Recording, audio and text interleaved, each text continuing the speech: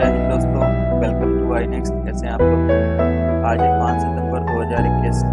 5 सितंबर 2021 से current affairs के जितने भी इम्पोर्टेंट क्वेश्चन हमने आज यहाँ डिस्कस करेंगे। जिन क्वेश्चन में इम्पोर्टेंट फैक्ट्स हैं उनको भी मैं आपको बताऊंगा, है ना। तो बेफिक्र होकर पढ़िए एंड वीडियो पसंद आए तो लाइक, सब्सक्राइब एंड शेयर जरूर करिएगा।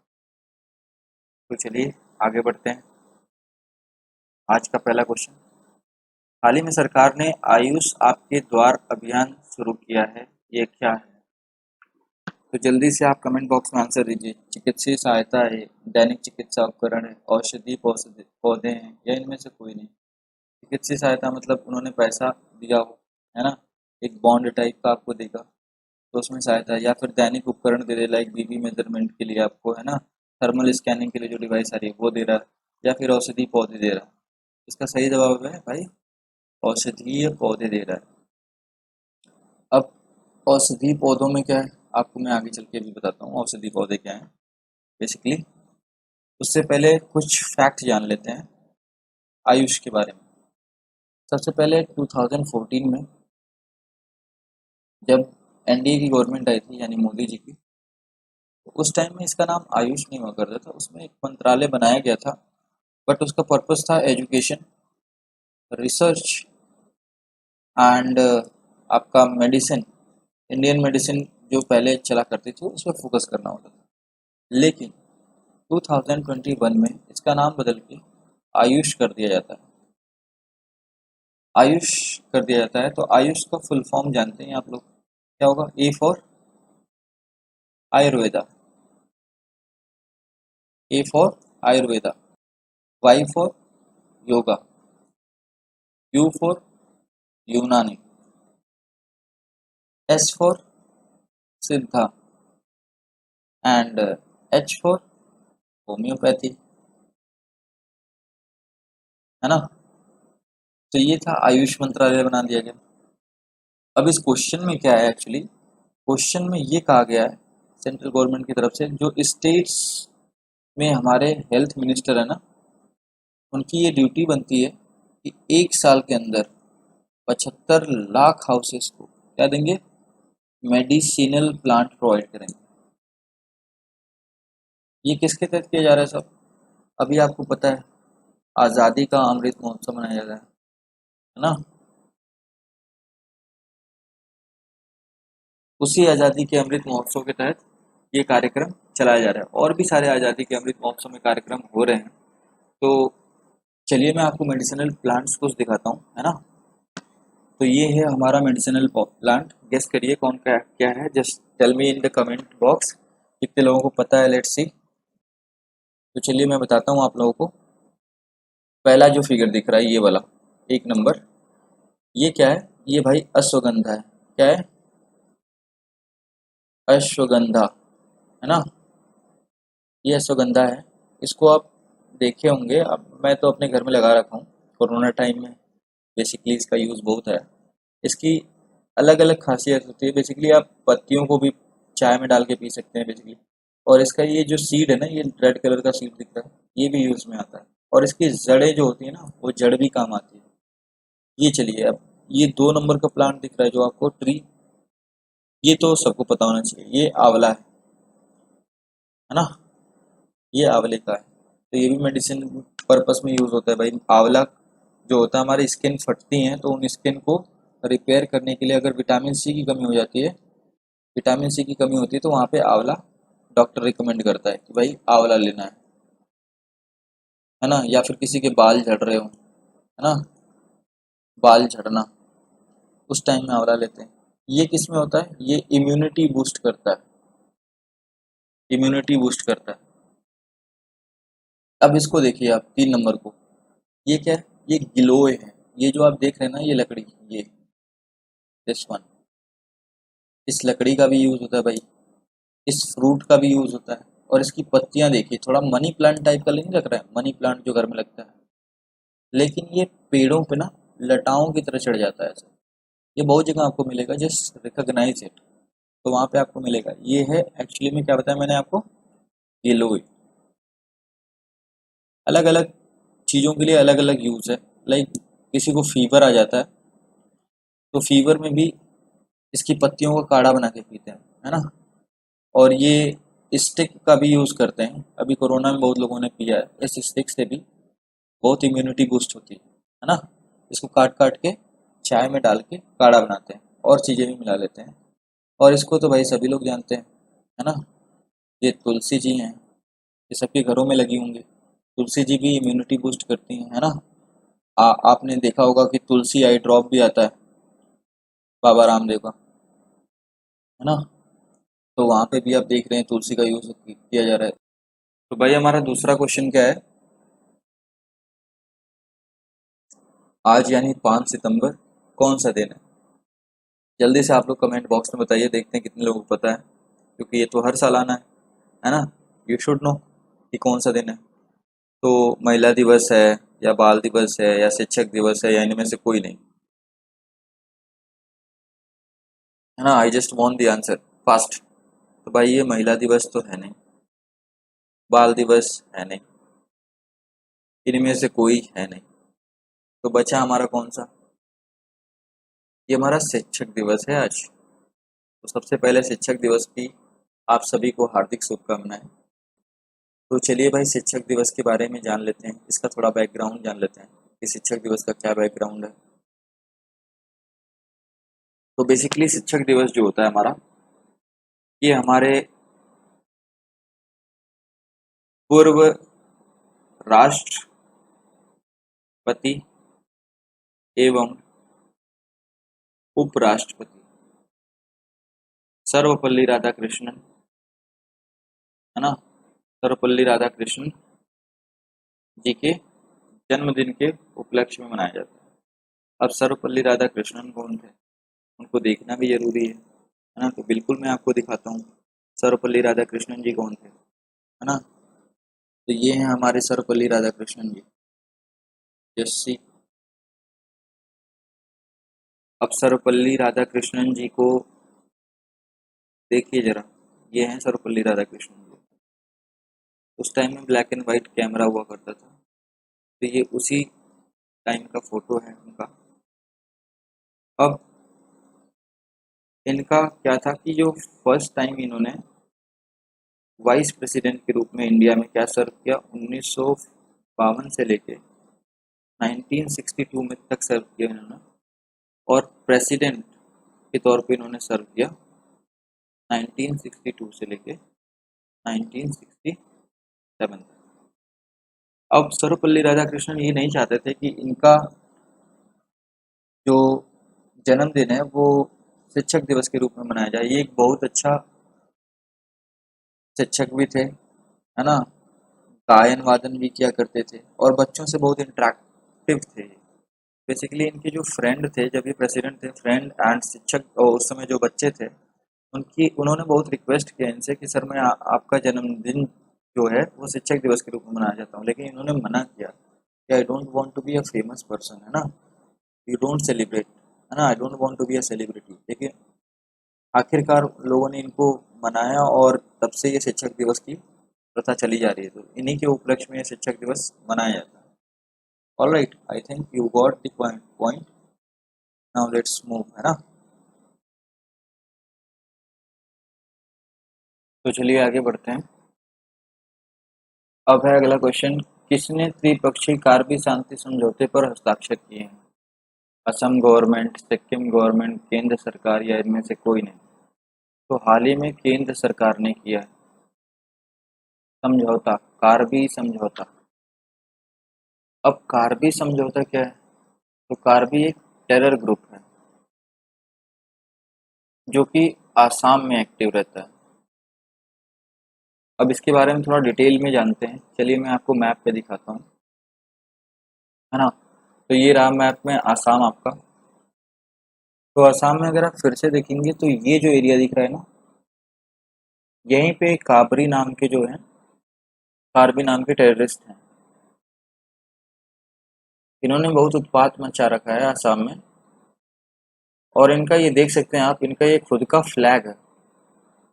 इन्होंने अपना मतलब वहाँ पे इतना टेरर मचाया हुआ है, खुद का इनका फ्लैग है। और बेसिकली इनका एक नाम है वहाँ पे, कार्बी लोंगरी,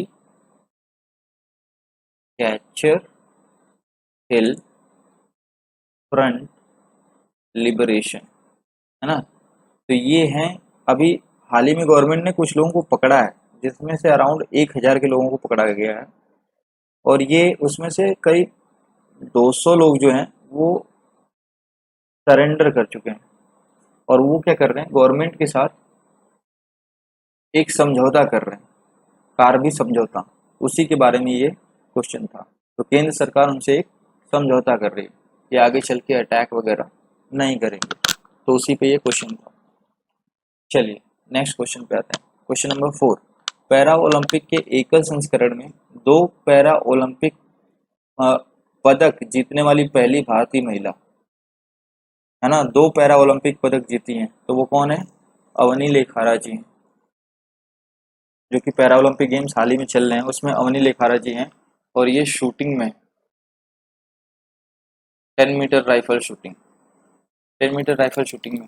अब अवनी लेखारा जी की बात है, तो मैं आपको अवनी लेखारा जी को दिखाता हूँ कि अवनी लेखारा जी ये रही, आपको ये हैं अवनी लेखारा जी, जिन्हें हाल ही में गोल्ड मेडल मिला था। अब ये लगातार 2 पदक जीतने वाली पहली भारतीय महिला बन गई हैं पैरा ओलंपिक के, है ना, first para Olympic women to get the 2 para Olympic medal consecutively, है ना।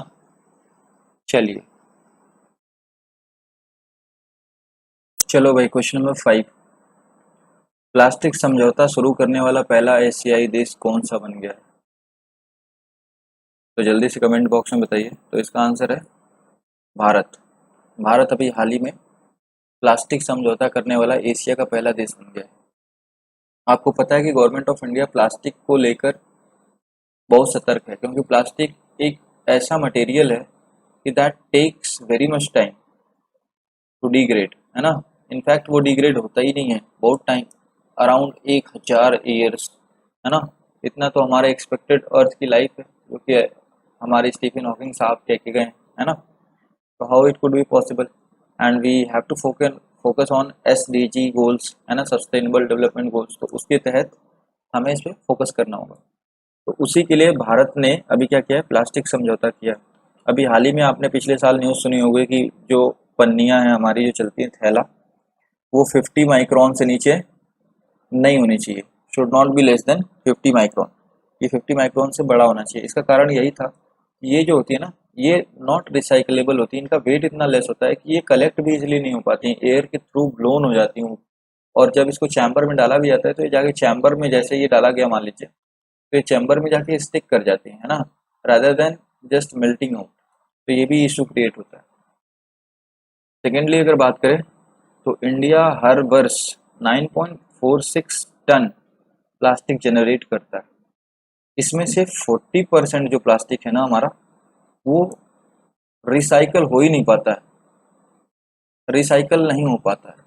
तो आप सोचिए 40% रिसाइकल नहीं हो पाता है, और जो रिसाइकल होते हैं वो भी 100% रिसाइकल नहीं होते हैं, वो भी पार्शियल रिसाइकलिंग होती है, ये नहीं रिसाइकल हो पाता, तो ये जाएगा कहाँ, अल्टीमेटली ये कहाँ जाएगा, ओशंस में जाएगा, रिवर्स में जाएगा, जहाँ पे क्या करेगा, मरीन लाइफ को डिस्टर्ब करेगा, वहाँ पे क्रिएट करेगा हिंड्रेंस। एल्स अगर बात करेंगे, जो काउज होती हैं वो भी चोक कर जाती हैं, है ना, उसको खा के पन्नियों को, तो दीज प्रॉब्लम्स अकर्स।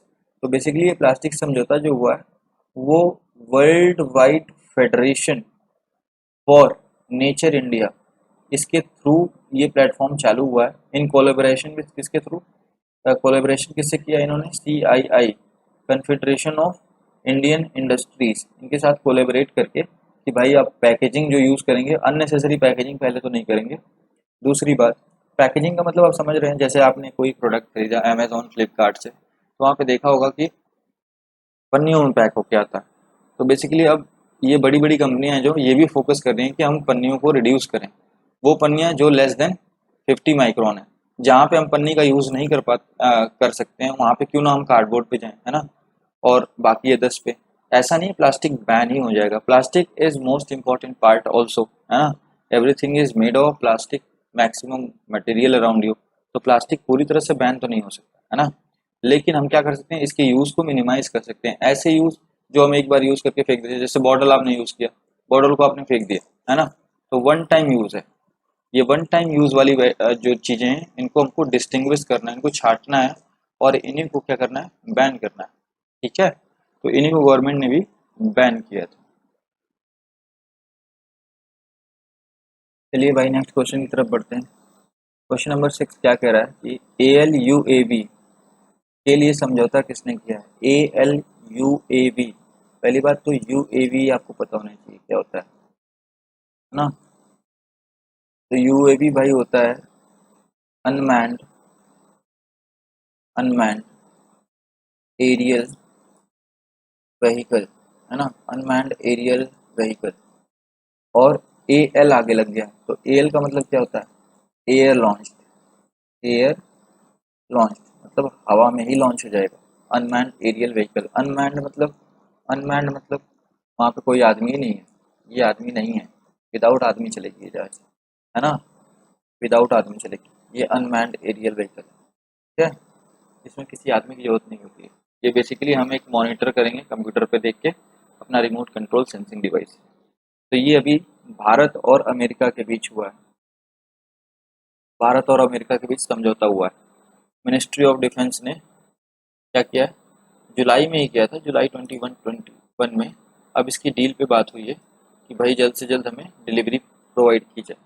अब मिनिस्ट्री ऑफ डिफेंस की बात है तो मिनिस्ट्री ऑफ डिफेंस कौन है, किसके हाथ में इस समय, तो हमारे ऑनरेबल राजनाथ सिंह के बात से है ना। अभी हमारा गवर्नमेंट जो है ना इस पे वर्क कर रहा है क्या, इंडिजीनियस डेवलपमेंट। इंडिजीनियस डेवलपमेंट क्या होता है, इंडिजीनियस डेवलपमेंट मतलब स्वदेशी, स्वदेशी निर्मित चीज़ों पे, लाइक डिफेंस सेक्टर में आगे बढ़ रहा है। अभी आपको पता होगा डिफेंस एक्सपो हुआ था लखनऊ में, डिफेंस एक्सपो, है ना, कहाँ पे आयोजित किया गया था, लखनऊ में आयोजित किया गया था। ये भी ये क्वेश्चन जीके में पूछा जा चुका है आपको, हमको लगता है CDS में ही आया था, है ना, तो ये क्वेश्चन आया था। तो अभी गवर्नमेंट इस पे ध्यान दे रही है, डिफेंस एक्सपो जैसे हुआ और बड़ी चीज़ें बाकी प्राइवेट कंपनीज को कह रही है कि आप डिफेंस सेक्टर में आए और अपना काम करें। चलो भाई नेक्स्ट क्वेश्चन की तरफ चलते हैं। क्वेश्चन नंबर 7, पत्रकार कल्याण योजना के लिए कौन हाल ही में समिति का गठन किया। तो ये सूचना एवं प्रसारण प्रसारण मंत्रालय ने किया, सूचना एवं प्रसारण मंत्रालय ने क्या पत्रकार कल्याण योजना के लिए क्या किया, एक कमेटी की स्थापना की, समिति बनाई कमेटी।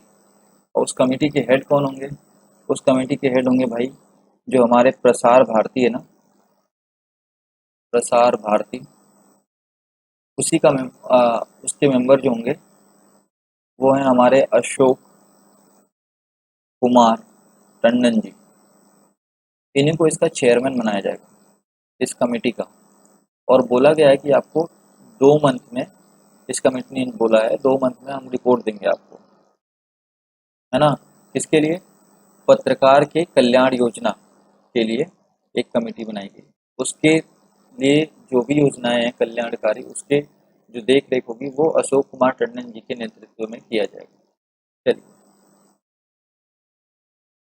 एक और बात, अब सूचना एवं प्रसार मंत्रालय है तो ये है अनुराग ठाकुर जी के पास, है ना, ये हमारे क्या है कैबिनेट मिनिस्टर है इस समय अनुराग ठाकुर जी। ये कहाँ से आते हैं, हमारे हिमाचल प्रदेश से आते हैं, हमीरपुर से, हमीरपुर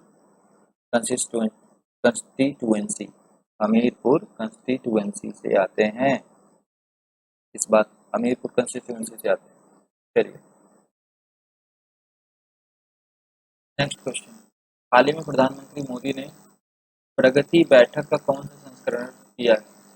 तो ये हमारा 37 संस्करण अभी हुआ है प्रगति बैठक का। प्रगति क्या चीज़ है, प्रगति PRA, प्रगति, प्रगति बेसिकली ये प्रो एक्टिव गवर्नेंस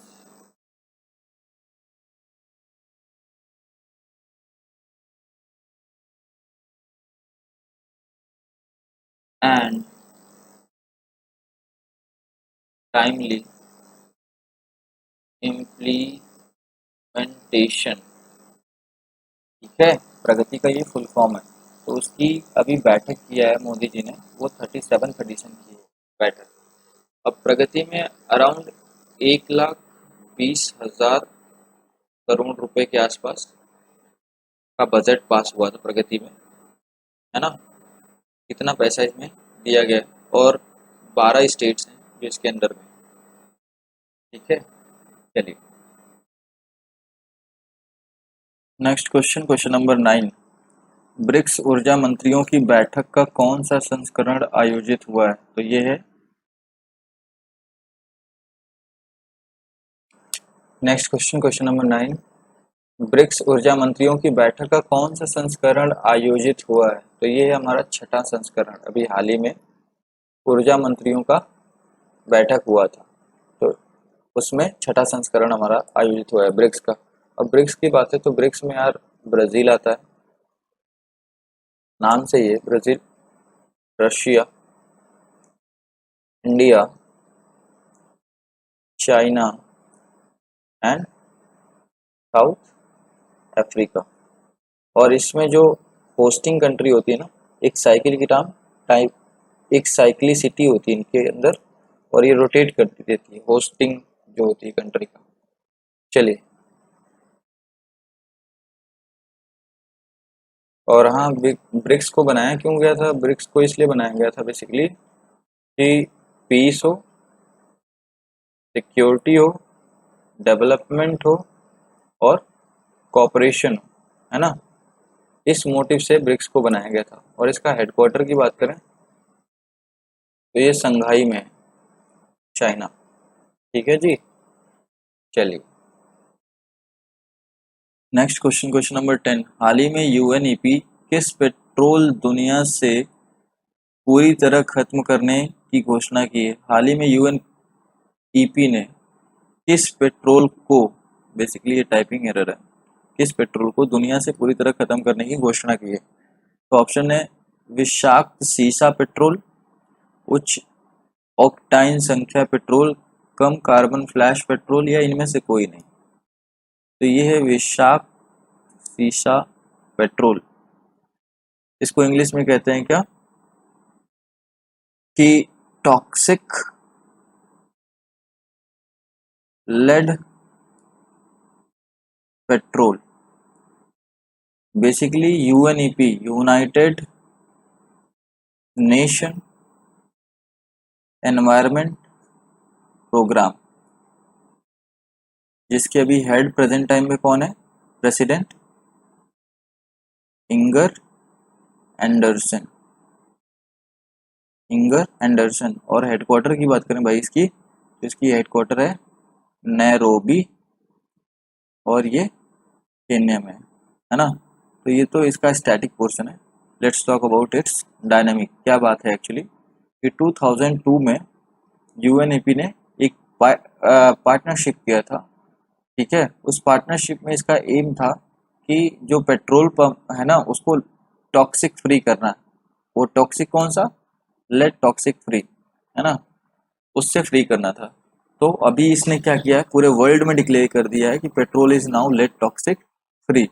तो this question is regarding that only. अब ऑप्शन नंबर बी क्या कह रहा है? Octane number. ऑक्टेन नंबर आपको पता होगा, केमिस्ट्री में आपने पढ़ा है ऑक्टेन नंबर, है ना। इसको कैलकुलेट किया जाता है, पेट्रोल में ये जरूरी होता है ऑक्टेन नंबर कैलकुलेट किया जाता है। ये CFR इंजन से कैलकुलेट होता है ना। CFR इंजन में काम करते हैं।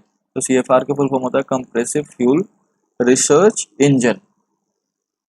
तो ये फ्लैश पॉइंट भी आता है पेट्रोल का, ये है ना, आपके काम का नहीं है वैसे। ये फ्लैश पॉइंट जो है वो भी पेट्रोल में ही चेक किया जाता है, ठीक है। चलिए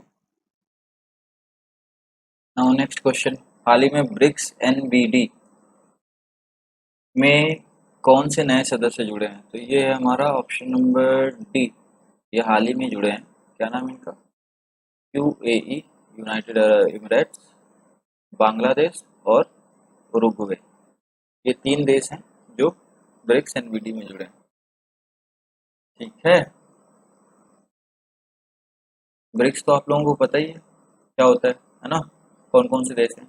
उसी के साथ क्या है, NDD, new development bank, NDB है ना, sorry NDB, new development bank. तो इसकी स्थापना 2015 में हुई थी, ब्रिक्स NDB की। और इन्होंने ही किया था, BRICS, Russia, India and China and South Africa ने मिलके। और इस समय एट द प्रेजेंट इसके जो प्रेसिडेंट है वो क्या कौन है? मैक्रॉन, मैक्रॉन रॉयजो है ना, ये इसके कौन है? President current time. ठीक है, चलिए अगला क्वेश्चन है, क्वेश्चन नंबर 12। हाल ही में किस बैंक ने मालदीव को $40 LOC, लाइन ऑफ क्रेडिट के रूप में प्रदान किया है, LOC। तो ये हमारा एक्सिम बैंक। तो ये होता है basically import and export bank, इसी को कहते हैं हम लोग एक्सिम बैंक। आदि बात समझ। और ये बैंक कहाँ बना था? USA में। ठीक है, और इसके एट द प्रेजेंट टाइम पे प्रेसिडेंट कौन है? तो ये डेविड जी इसके एट द प्रेजेंट टाइम पे प्रेसिडेंट। चलिए नेक्स्ट, नाउ क्वेश्चन नंबर 13। हाल ही में किस पेमेंट बैंक ने इंडिया का पहला इंटरैक्टिव जियो स्पेशियल वेबसाइट पल्स लॉन्च किया है? तो ये हमारा फ़ोन पे काफ़ी प्रचलन में है भी, है ना। Maximum of the payment I think has been made by PhonePe. तो इसके CEO की बात कर लेते हैं। CEO कौन है? समीर निगम, है ना। And headquarter is Bengaluru, and headquarter is Bengaluru. ठीक है, और ये बेसिकली पल्स वेबसाइट है क्या? तो this pulse website will provide the data and insight regarding the digital payment in India. Alright, ये क्या करेगा? डिजिटल पेमेंट जो भी हो रहा है ना, उसके बारे में क्या करेगा? एक डेटा प्रोवाइड करेगा और उसके बारे में डिटेल इंसाइट्स प्रोवाइड करेगा, क्या क्या है insights. Alright, next question number 14। हाल ही में कौन सा बैंक $1 बिलियन का बॉन्ड IFSC द्वारा प्रदान करने का भारत का पहला बैंक बन गया है? तो ये है हमारा HDFC। ठीक है, HDFC बैंक बन गया है। ऑलराइट, HDFC के CEO कौन है? तो ये हैं शशिधर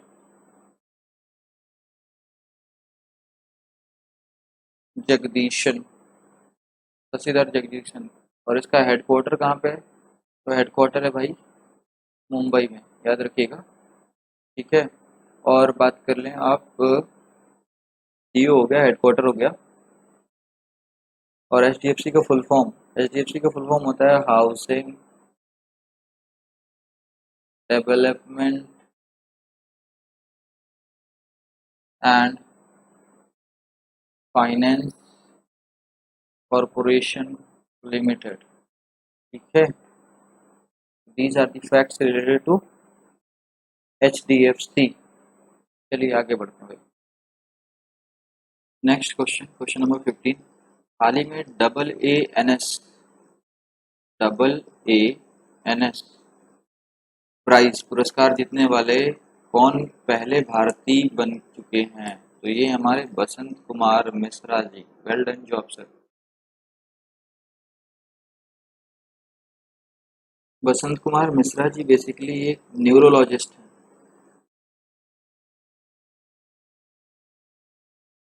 और ये बेसिकली वर्ल्ड के पहले ऐसे आदमी हैं जिन्होंने कंप्यूटर एडेड और न्यूरो सर्जरी किया था, है ना। इसकी वजह से इनको लाइफ टाइम अचीवमेंट अवार्ड मिला है इसी पे, AAS पुरस्कार में।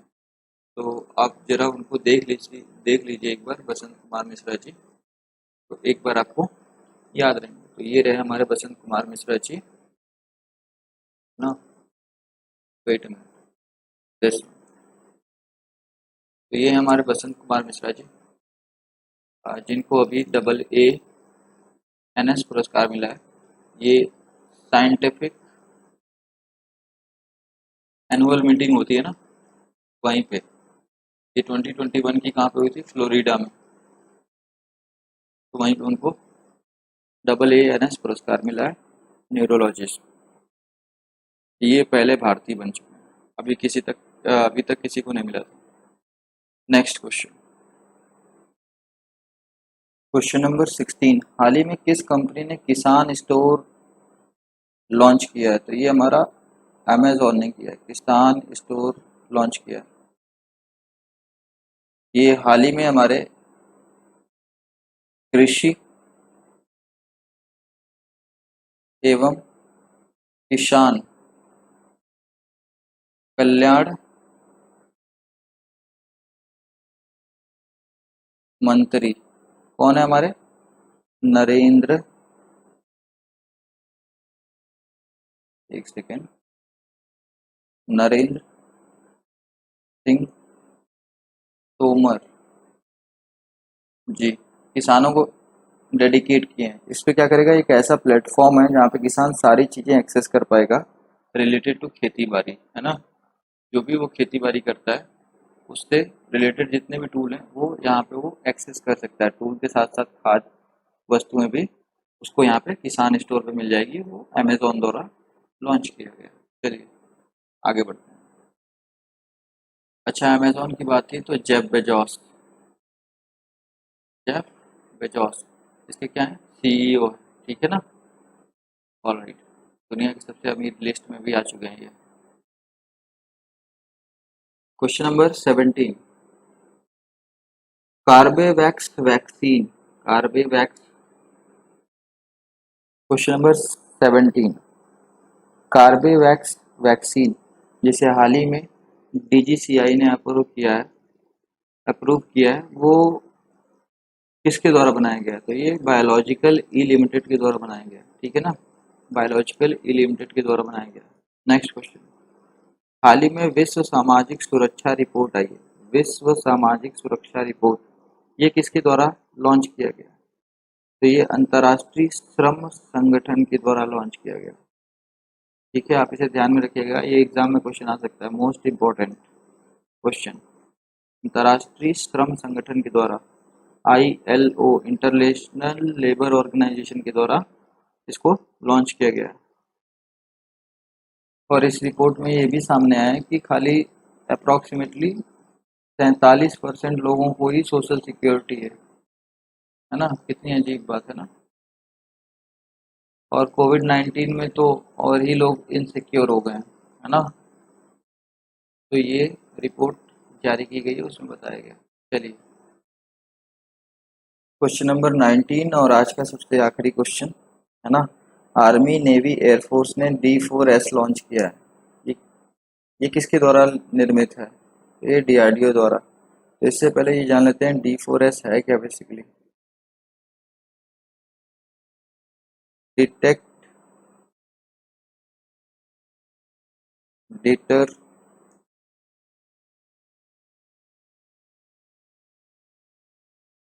तो उससे पहले ये जान लेते हैं बेसिकली D4S है क्या। तो ये है drone, detect, deter and destroy system. Basically आपने अभी हाल ही में न्यूज़ देखा था कि J&K, जम्मू एंड कश्मीर में कई सारे ड्रोन जो हैं हवा में उड़ते पाए गए और उन्होंने क्या किया, अटैक भी किया, ठीक है। तो उसी के तहत स्टेप लेते हुए ये तीनों सेनाएं हमारी, army, navy as well as air force, तीनों मिलकर इससे फाइट करने के लिए DRDO के द्वारा निर्मित D4S लॉन्च किया है। जो क्या करेगा, ड्रोन को डिटेक्ट तो करेगा, तो डिटर मतलब डट के खड़ा रहेगा और वहीं पे डिस्ट्रॉय कर देगा। तो एक अच्छी पहल है Indian army, air force as well as navy के द्वारा, और साथ ही हमारा DRDO बहुत अच्छा काम करता है, ठीक है। तो ये था आज का अंतिम प्रश्न। आशा करते हैं कि आप अच्छे से समझे होंगे। अगर समझे हैं, वीडियो पसंद आए तो लाइक करिए, सब्सक्राइब करिए, शेयर करिए।